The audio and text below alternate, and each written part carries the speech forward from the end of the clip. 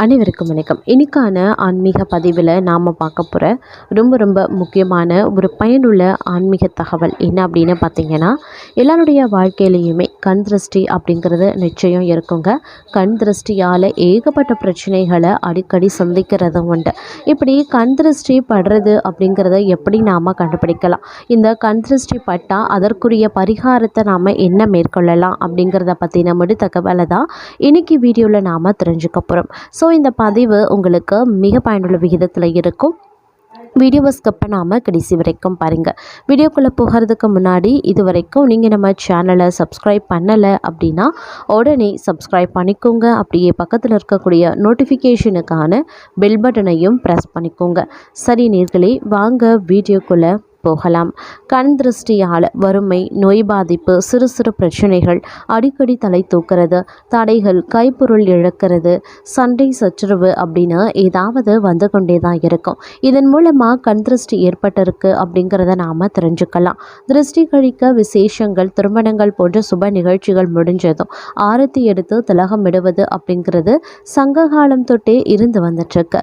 விசேஷங்களின் போது அதாவது குலை தள்ளிய பூ உடன் இருக்கக்கூடிய வாழை மரங்களை வாசல்ல கட்டுறதும் திருஷ்டி தோஷங்களை போக்கும் குணம் வாழைக்கு உண்டு அப்படிங்கிறதுனால தாங்க வியாபார தலங்களில் திருஷ்டி நீங்கள் எலுமிச்சம்பழத்தை நறுக்கி அதில் குங்குமம், மஞ்சள் தடவி வைக்கிறத பார்க்கலாம். அதே போல் ஆகாச கருடன் அப்படின்ற ஒரு வகை கிழங்க வாங்கி மஞ்சள், சந்தனம், குங்குமம் வைத்து கருப்பு கம்பளி கயிற்றில் கட்டி வீட்டின் வாசலில் தொங்க விடலாம். கல்லுப்பு குளிக்கக்கூடிய நீரில் கலந்து வாரம் ஒரு முறை குளித்து வர திருஷ்டியால் ஏற்படக்கூடிய உடல் அசதி, உடற்பிணி, சோம்பல் போன்றவை நீங்கும். வீட்டை துடைக்கும் போது சிறிதளவு கல்லுப்பை நீரில் கலந்து சேர்த்து தரை துடைத்து வர கண் திருஷ்டி விலக ஆரம்பிக்கும். கருப்பு ஜீவராசிகளை ஆடு, கோழி போன்றவற்றை சில நாட்கள் வளர்த்து அதனை கோயிலுக்கு கொடுக்கும் பழக்கம் இன்றும் நம்மிடையே இருந்து வந்துட்டுருக்கு. இவை நம்மளுடைய தோஷங்களை போக்கும் அப்படின்னு சாஸ்திரங்களும் சொல்லுது. அதே போல் அமாவாசை, பௌர்ணமி நாட்களில் சாம்பிராணி பொடியுடன் வெண்கடுகுத்தூள், கருவேலம்பட்டை தூள் சேர்த்து தூபம் போடுவது திருஷ்டிகளை கழிக்க உதவும். அதே மாதிரி கண் திருஷ்டியை போக்க எலுமிச்சம்பழம், சிவப்பு மிளகாய் மற்றும் கரிய நூலில் கோர்த்து வீட்டு வாசலில் கட்டியிருப்போம். இவற்றை அலுவலகம் மற்றும் கடைகளில் கூட கட்டலாம். இது மூட நம்பிக்கை கிடையாது. இந்து மதத்தில் கடைபிடிக்கக்கூடிய பல சடங்குகள் மற்றும் நடைமுறைகள் மருத்துவ ரீதியாகவும் அறிவியல் ரீதியாகவும் ஒப்புக்கொள்ளப்படுது. இப்படி கட்டுவதற்கு பல காரணங்கள் கூறப்பட்டாலும் முக்கியமாக எலும்பிச்சை மற்றும் மிளகாயில் வைட்டமின் சி இருக்குது. இவற்றை பருத்தி நூலில் கோர்க்கிறதுனால எலும்பிச்சையின் சாறு மிளகாயுடன் சேர்ந்து பருத்தி நூல் வழியாக ஆவியாக வெளிப்படும். இதன் வாசனை காற்றில் கலக்கும் போது நமது சுவாச மண்டல ஆரோக்கியத்திற்கு மிகவும் நல்லது பயக்கும் அப்படின்னு சொல்லலாம். அதே மாதிரி கண் திருஷ்டி படாமல் இருக்கிறதுக்கும் மற்றவர்களின் ஏகப்பார்வை, துஷ்ட பார்வை, பொறாமை அப்படின்னு எதுவாக இருந்தாலும் அதனை இருக்கக்கூடிய சக்தி எலும்பிச்சை மற்றும் பச்சை மிளகாய்க்கு இருக்கிறது. அத்துடன் எலும்பிச்சை மற்றும் மிளகாயின் வாசனை காரணமாக கொசுக்கள் மற்றும் ஈக்கள் வீட்டில் வராமல் தடுக்கப்படுறதுனால நோய் தொற்றில் இருந்தும் நம்மை பாதுகாத்து கொள்ளலாம் அப்படின்னு சொல்லலாம். வாஸ்து சாஸ்திரத்தின்படி எலும்பிச்சை மரம் இருக்கக்கூடிய வீட்டில் மகிழ்ச்சியும் செழிப்பும் இருக்கும். இவை தீய சக்திகளை உறிஞ்சி நல்ல சக்தியை பரப்போம் அப்படின்னு சொல்லப்படுது. பெரிய முகம் பார்க்கக்கூடிய கண்ணாடி ஒன்றை வீட்டின் வாசலில் மாட்டி வைக்க ரொம்ப நல்லது. அதே போல் மீன் தொட்டி வைத்து அதில் கருப்பு, சிவப்பு மீன்களை வளர்க்கலாம். கண் திருஷ்டி கணபதி படத்தை வீட்டு வாசலில் மாட்டி வைக்கலாம். மகாபலிபுரம் செல்லக்கூடிய வழியில் திருவிடந்தை நித்திய கல்யாண பெருமாள் கோயில் இருக்குது.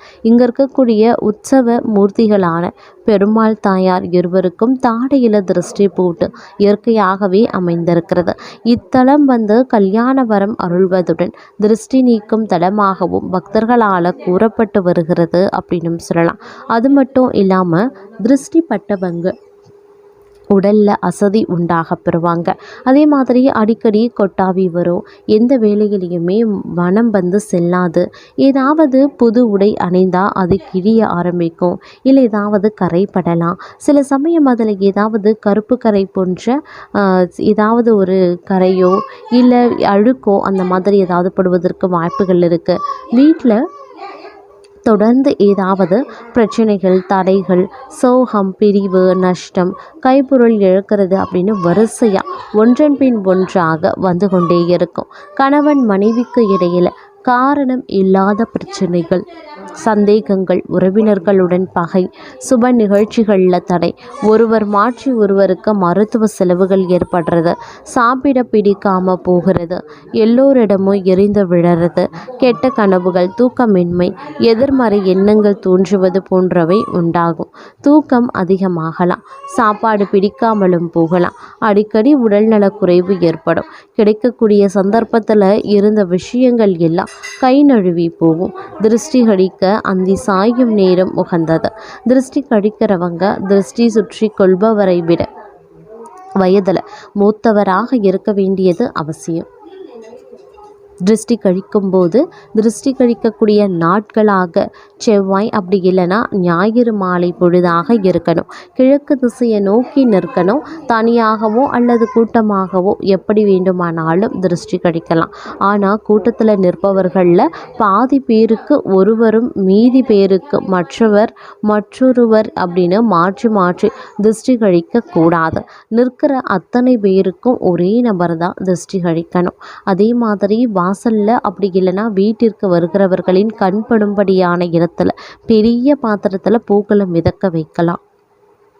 பூக்களுக்கு திருஷ்டியை கிரகித்து கொள்ளக்கூடிய ஆற்றல் இருக்கு. வீட்டு வாசலில் செடிகள் வைக்கிறாங்க அப்படின்னா வெறும் அலங்கார செடிகளை வைக்காமல் ஒரு ரோஜா செடியாவது வைக்கணும். ஏன்னா ரோஜா செடியில் இருக்கக்கூடிய முட்கள் இருக்கும். அந்த முள் செடிகள் வந்து திருஷ்டியை போக்கும் அப்படின்னு சொல்லலாம். அதே மாதிரி ஒட்டுமொத்த பார்வையையும் சிந்தனையையும் திசை திருப்புவதற்கு ஏதேனும் ஒரு பொருளை வாசல்லையே தொங்க விடுவது நல்லது. சிலர் பூசணிக்காய், அகோரமான பொம்மை அப்படின்னு தொங்க விடுவாங்க. இவை எல்லாவற்றையும் விட இயற்கை தாவரங்கள், செடி கொடிகள் போன்றவற்றிற்கு ஆதிக்கமாக இருக்கும் அப்படின்னு சொல்லலாம். வாழைகன்று நடும் அளவிற்கு இடம் இருந்தால் வாழையை நடலாம். ஏன்னா வாழை ஒவ்வொரு நொடியும் ஒவ்வொரு வினாடியும் துளிர்த்து கொண்டே இருக்கும். எந்தெந்த திருஷ்டி இருக்கிறதோ அதை அப்போதே களைந்துவிடும். அந்த குணம் அப்படின்னு பார்க்கறது அதுக்கு அதாவது வாழை மரத்திற்கு இருக்கிறது அப்படின்னு சொல்லலாம். அதை வைத்தா அப்படின்னா இன்னும் நல்லதுங்க. அதே மாதிரி மீன் தொட்டி வைக்கிறது, இது வீடு, அலுவலகம் அப்படின்னு எங்கு வேண்டுமானாலும் நாம் பயன்படுத்தலாம். வருகிறவர்களினுடைய பார்வையை திசை திருப்பும் பொருட்டு மீன் தொட்டியை நாம் வைக்கலாம். அதே மாதிரி குளிக்கும் போது அந்த நீரில் உப்பு சேர்த்து குளிக்கிறது கண் திருஷ்டியால் ஏற்படக்கூடிய உடல் அசதி, சாம்பல், அலர்ஜி ஏதாவது ஏற்பட்டால் உடனே நீங்கிடும். இதனை வாரம் ஒரு முறை செய்யலாம். குறிப்பாக அவரவர் பிறந்த கிழமைகள் அப்படி இல்லைன்னா செவ்வாய்க்கிழமைகளில் இப்படி குளிக்கலாம். நம்மளுடைய வீட்டிற்குள்ள கெட்ட சக்தி நுழையாமல் தடுக்கிறதுக்கும் கெட்ட எண்ணமுடைய மனிதர்களினுடைய தாக்கம் பாதிக்காமல் இருக்கவும் கண் திருஷ்டி விலகவும் வீட்டு வாசல்ல வளர்பிறை வெள்ளிக்கிழமையில் கற்றாழை கட்டி தொங்க விடலாம். வாசல்ல ஒரு எலுமிச்சை, ஒரு பச்சை மிளகாய் அப்படின்னு மாற்றி 3 எலுமிச்சை, 4 பச்சை மிளகாய் அப்படின்னு கெட்டியான கயிறுல கோர்த்து தொங்க விடலாம். செவ்வாய்க்கிழமையில் இதை செய்ய வேண்டியது அவசியமாகிறது. அதே போல் தங்களுடைய உழைப்புக்கு கிடைத்த பலன் அப்படி இல்லைன்னா உங்களது தொடர் வெற்றியால் கூட கண் திருஷ்டி விழுங்க. இதனால் வேலையில் திடீர் மாற்றங்கள், தடங்கல்கள் அடிக்கடி வரலாம். இப்படி இருந்தால் அதனை படிகாரத்தை கொண்டு நாம் சரி செய்யலாம். கடைகளில் படிகாரங்கள் என்றே கிடைக்குங்க, அதனை வாங்கி கொள்ளுங்க. திருஷ்டிக்கு ஆளான நபரை கிழக்கு நோக்கி உட்கார வைத்து தலையை 3 முறை சுற்றி வலம் வந்து இடமாகவும் பின்னர் இடமிருந்து விளமாகவும் 3 முறை தலை சுற்றணும். தலையில் இருந்து பாதம் வரை மேலிருந்து கீழாக இறக்கி திருஷ்டி கழிக்க வேண்டும்.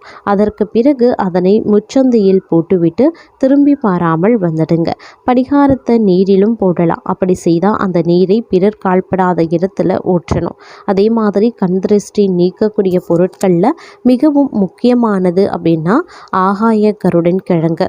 இது நாட்டு மருந்து கடைகளில் சந்தைகள்லையும் கிடைக்கும்.